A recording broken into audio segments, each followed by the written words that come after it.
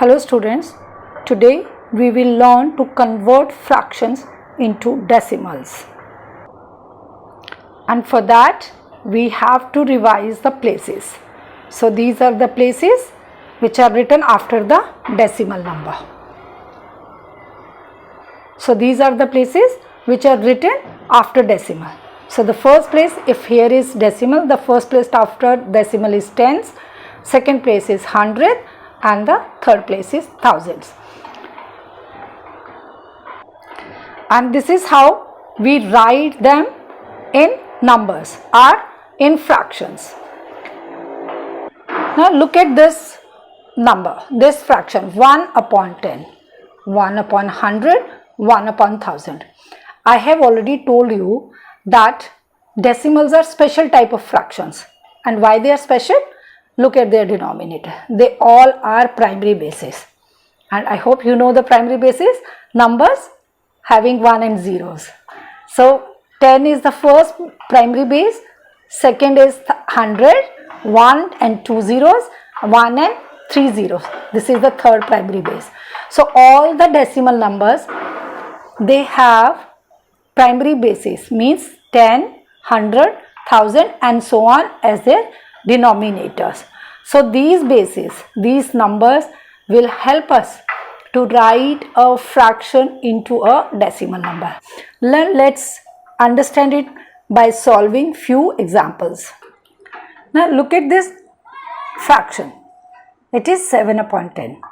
So we know, look at this 1. This is decimal. So let's put a decimal for 1, and then there is 1 0. It means we have only one place after decimal, and whatever number we have, we will write it immediately after the decimal. So we have 7. So we will write this 7 immediately after the decimal. Here is the number. Okay, this is how we will write it. But we have one important thing to remember, that is we never write decimal in the beginning. If there is no whole number in the beginning, then what do? We always represent this as 0. So how will we write 7 upon 10 in decimal number? 0.7. Let's take the second example. Now look at this number. It is 5 upon 100. 5 hundredths. It means 5 will be written in hundredths place. Suppose this one, for this one we will put decimal, and it means there are 2 zeros. It means there should be two digits after the decimal. Decimal and 2 places. So there are 2 places after the decimal. But we have only 1 digit as numerator. Then how will we write it? So we have only 1 digit. So that digit 5 will come in the last place. Okay. And what about this one? We will just write, simply fill this place by putting a 0. And don't forget, because we are writing decimal in the beginning, so what will we do? We will fill this space with a 0. So our number is 0.05. Now our next fraction is 9 upon 1000.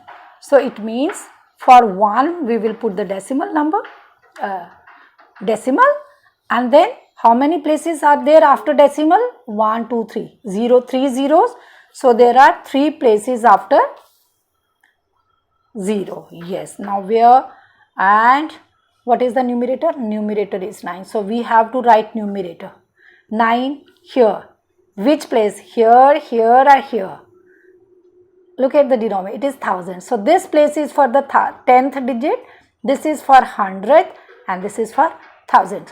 So whenever we have less digits, we will first mark the places and then put the digit in the last place. So we will start writing from the last place. And here is our 9. Now what about these 2 places? We don't have more digits. So we will fill these places by putting zeros. and yes, decimal is in the beginning, so we'll fill this place whole numbers. There are no whole numbers, so we will fill this place also by writing a 0, and this, our number is 0.009. Now look at this number. What do we have? We have a whole number and we have a fraction, a special fraction, a decimal fraction. So it's a mixed fraction, whole number and a decimal number. Let's see how should we write it. So first is whole number. So we will simply write whole number in the beginning, or we can start with the decimal. This is decimal. Let's start with the decimal in the beginning. So we will put decimal 1. For 1 we will write decimal, and after is 10. So it means we can write only one digit after the decimal. And you know what is that digit? That is 9. So we will fill this place by putting 9 here. And here whole number. We have a whole number, so there is no need to put 0. We have a whole number, so we will put the whole number before the decimal. And our number is 5.9. Now here we have 2 and 6 upon 100. So here we have a whole number and a decimal number. So let's start with the decimal only. First we will put decimal for this, and then there are 2 places. So it means we have to write 2 digits after the decimal here. So here we will write decimal numbers, digits for the decimal numbers, and here we will write the whole number. How many whole numbers we have? We have 2. So I will simply putting it here before the decimal. Okay. Now because there are 2 zeros, so there are 2 places after the decimal. But we have only one single digit as numerator. So this will come in the last place. So I'll put it here. And what about this? Yes, now you know it that we have to write 0 here. Now before the decimal there is whole number, so there is no need to write a 0. How will we read this number? 2.06, hundredth. So 10th hundredth. Our next number is 3 and 4 upon 1000. This is how we will read this number, 3 and 4 upon 1000. So we always start with decimal. Better to start with decimal, or you can simply start with the whole number also. You start writing from the next example, we will do that also. Now decimal, for this, for 1 we have written the decimal, and how many places we have after the decimal? 3. So we will mark 3 places. You can simply write them by putting 3 blanks, but we have only single digit. So this will go, where will it go? It will go to the last place. And what about these 2? We will fill these 2 with zeros. And what about here? We have 3. So we will write 3, and our number is 3.004.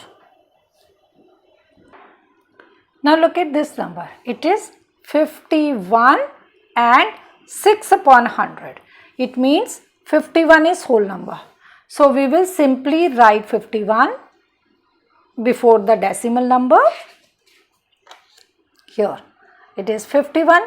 Now we will put a decimal, because we know when the fraction numbers start, that is the time to mark the decimal. So we have written the whole number, decimal for this 1, and how many places we have to write? Next 2 places. It means after the decimal we have to put 2 digits, but we have only 1 digit. So whenever we have 1 digit, we put it in the last place, and then this place is filled by writing 0. So you can have whole numbers with 2 digits, 3 digits, and so on. And similarly here you can have 1 place after decimal, 2 places, or 3 places. Now what if the fraction is not a decimal fraction? Decimal fraction means here the denominator is neither 10 nor 100 or 1000. So what will we do? How will we write it as decimal? So there is no need to worry, but before doing it we have to learn few things. Let's revise those things. Now here the denominator is 25. It is neither 10 nor 100. If the denominator is not a decimal denominator, then what do? We make it a primary base. We convert it to a primary base. So 25, here we will convert 25 into 100. We can do that. So how will we convert? 25 fours are 100. And if your denominator is 50, you have to convert it into a primary base. How will you do that? 50 twos are 100. It means you will multiply the denominator by a number so that it becomes a primary base. So if it is 50, you will multiply it by 2. If it is 25, you will multiply it by 4 to make it 100.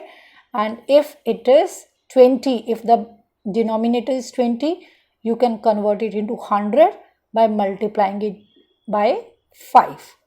Okay, I hope you have understood. Just look at these numbers. So initially in the beginning, these type of denominators you will get. Okay, 20 times 5 is 100, 25 times 4 is 100, 50 times 2 is 100. So here my whole number is 4. So I know I can start writing my number using 4 as whole number. And then the fraction starts. I'll put a decimal here. Now I don't have a base, so I'll convert it into a base. 25 fours are. So if I'll multiply it by 4, but don't forget, if we are multiplying a fraction, we have to multiply both the parts of the fraction, numerator and denominator, by the same number. So because we want here 100, so we have to multiply it by 4. But don't forget to multiply the numerator also by the same number. This is a very common error where children generally make a mistake. Okay, you have already done fractions, so remember this thing. Okay, so 3 fours are, it will become 12, and 25 fours are, you know it will be 100. So my actual number is 12 upon 100. So now after multiplying it by 4, I have got a new fraction, and that new fraction is 4 and 12 upon 100, isn't it? 4 and 12 upon 100. Now we will start writing the number. You know this is whole number, so we'll write it before the decimal, and after the decimal, this is decimal, 1 is taken as decimal. And how many places are there after decimal? 2 places.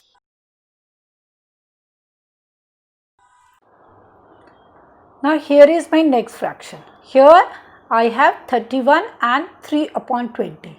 Again, we don't have a base number as denominator. We don't have 10, 100 or 1000 as denominator. So what will we do? We'll convert 20 into 100, a base number. And this is how we can convert 20 into 100. If we'll multiply 20 by 5. So let's do that. So first I'll multiply 20 by 5 and 3 also by 5, because whenever we multiply denominator of a fraction, we have to multiply the numerator also by the same number, so that we get an equivalent fraction. So here we are working on equivalent fractions as well. So what will we get? Here I will get 3 5s are 15, and my base denominator will be a base number, which is 100. Now I have got a new number, which is a decimal number, a decimal fraction. What is that? Let's write it again. 31 as a whole number, and that is 15 upon 100. 31 and 15 upon 100. So let's start converting this number into decimal number. So because we have a whole number 31, so let's write 31 as whole number, and then the fraction numbers are starting. For this denominator we will put a decimal, and we know after the decimal how many places are there. This is decimal, how many places? 2. I am not going to put the cards now, we will mark 2 places, and it means we have to write 2 digits. Look at the denominator, we have 2 digits. So 1 will come over here and 5 will come over here. 31.15. This is how you can convert fractions into decimal numbers. And if the denominators are not base numbers 10, 100 or 1000, you have to convert them. And don't forget to multiply the numerator also when you are converting the denominator into 100. Okay, you can master this skill by solving more and more questions. That's all for today. Enjoy the day and enjoy the video. Thank you very much.